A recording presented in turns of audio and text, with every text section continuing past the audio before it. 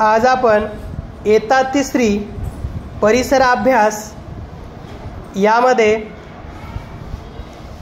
धडा क्रमांक 1 आपल्या अवतीभोवती हा धडा पाहणार आहोत। तर या ठिकाणी सांगा पाहू, या सर्व वस्तू तुम्हाला नक्की ओळखता येतील? छान।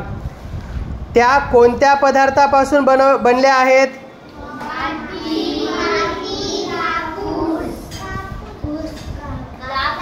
हां, ठीक आहे। तर या वस्तू माती, लाकूड, कापूस या वस्तूपासून बनल्या आहेत। ते पदार्थ कोठे सापडतात? बाजारात। बरोबर। या वस्तूंचे उपयोग सांगा।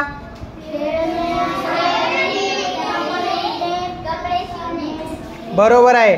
खेळण्यासाठी बॅट, खेळण्यासाठी, त्याच्यानंतर कपडे शिवण्यासाठी रील वापरतो, आणि कप चहा वगैरे पिण्यासाठी, आणि जो माठ आहे तो आपण पाणी वगैरे पिण्यासाठी वापरतो। त्याच्यानंतर खाली काही वस्तू दिलेल्या आहेत। या वस्तू ही तुम्हाला ओळखता येतील? या कोठे मिळतात बरं? या वस्तूंचा उपयोग सांगा।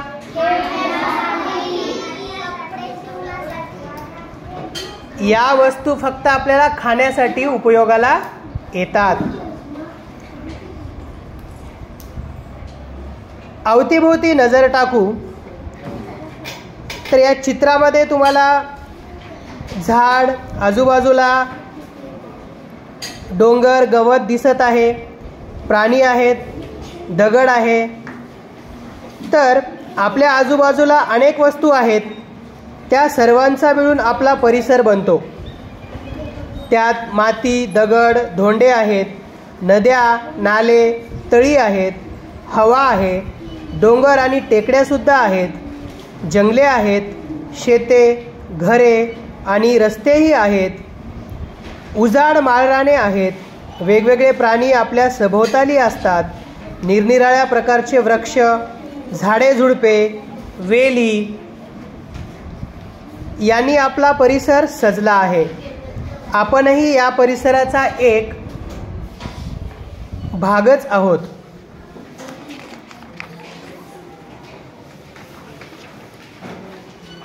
चिमणी आणि रस्त्यात पडलेला दगड। आता आपण आपल्या परिसरातील एक दगड आणि एक चिमणी यांची तुलना करू। दगड जेथे आहे तेथेच पडून राहील, त्याला कोणी उचलून हलवले तरच त्याची जागा बदलेल। समजा एका ठिकाणी दगड पडलेला आहे, तो दगड तेथेच आहे, तेथून स्वतः जाईल का दुसरीकडे? नाही जाणार। त्याला कोणी उचलून ठेवले तरच त्याची जागा बदलेल। दगड जेवत नाही, त्यामुळे दगडाची वाढही होत नाही, दगडाला पिल्लेही होत नाहीत। पण चिमण्यांचे तसे नाही। चिमण्यांना घरटे बांधायचे असते, त्यासाठी चिमण्या आपणहून इकडे तिकडे फिरत असतात। चिमण्या किडे आणि धान्यांचे कण खातात, ते खाऊन त्यांची वाढ होते। चिमण्या घरट्यात अंडी घालतात, अंड्यांमधून पिल्ले बाहेर पडतात। चिमण्या आपल्या पिल्लांची खूप काळजी घेतात। चिमणी आणि दगड यांच्यात हे फरक का दिसतात? कारण चिमणी सजीव आहे आणि दगड निर्जीव आहे। सजीव वस्तू आणि निर्जीव वस्तू, सजीवांचेही 2 गट पडतात, प्राणी आणि वनस्पती। जशी प्राण्यांना पिल्ले होतात,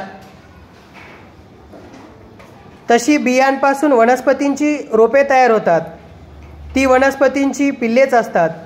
रोपांची वाढ होऊन ती लहानाची मोठी होतात। यावरून वनस्पती सजीव आहेत हे आपल्याला समजते। वनस्पती हालचालही करतात, कळीचे फूल होताना मिटलेल्या पाकळ्या उघडतात, पण वनस्पतींमधील सगळ्याच हालचाली इतक्या सहज लक्षात येत नाहीत। रोपांनाही अन्नाची गरज असते. वनस्पती प्राण्यांप्रमाणे इकडून तिकडे मात्र जाऊ शकत नाहीत. मुळांच्या आधारे वनस्पती एकाच ठिकाणी जखडलेल्या असतात. वनस्पती आणि प्राणी यांच्यात हा फार मोठा फरक आहे. आपल्या भोवताली असणाऱ्या वस्तू सजीव आणि निर्जीव आहेत. त्यामध्ये सजीव प्राणी आणि वनस्पती आहेत. सांगा पाहू, चित्रातील वस्तू सजीव आहेत की निर्जीव? चित्रातील वस्तू सजीव आहेत का निर्जीव?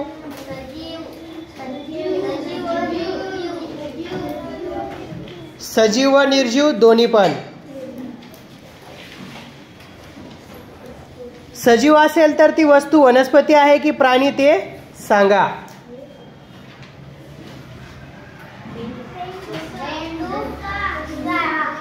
बेडूक आणि ससा हे प्राणी आहेत. आणि वनस्पती कोणत्या आहेत?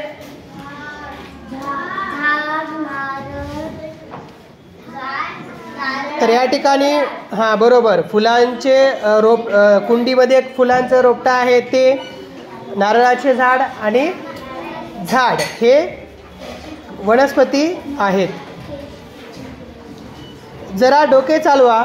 आगगाडीचे इंजिन इकडून तिकडे ये जा करत असते, मग ते सजीव आहे की निर्जीव? सजीव आहे का निर्जीव? निर्जीव आहे. सजीव झाडाच्या लाकडापासून खुर्ची तयार केली, मग ती सजीव आहे की निर्जीव?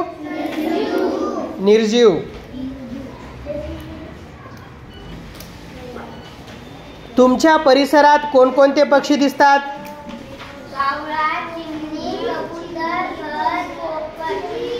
बरोबर आहे. दगडापासून तयार होणाऱ्या कोणत्या वस्तू तुम्हाला माहित आहेत? ज्या पाटावर वंटा जातं वगैरे आपण दगडापासून तयार झालेले पाहतो. परिसरातील सर्व घटकांचे एकमेकांशी नाते.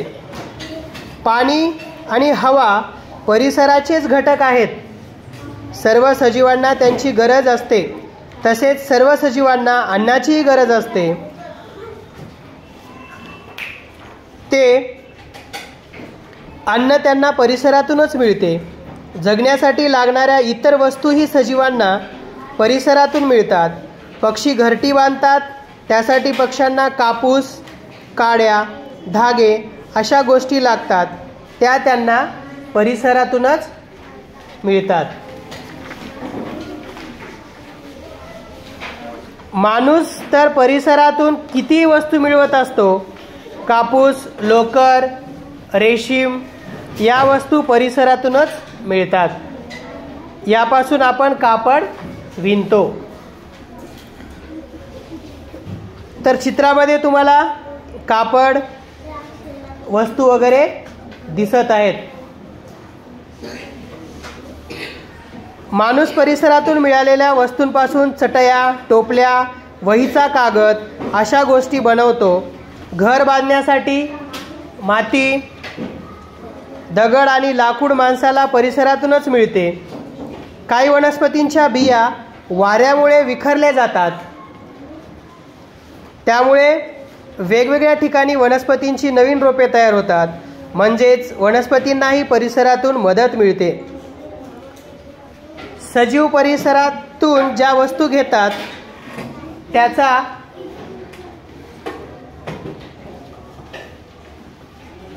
परिसरावर काय परिणाम होत असेल? मेलेल्या प्राण्यांचे मांस गिधाडे, कोल्हे यासारखे प्राणी खातात.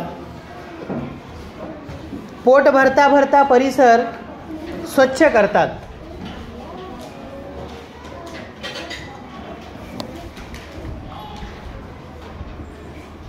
मेलेल्या प्राण्यांचे उरलेले भाग कुजतात, ते मातीत मिसळतात. झाडांची पाने गळतात, तेही मातीत पडून कुजतात.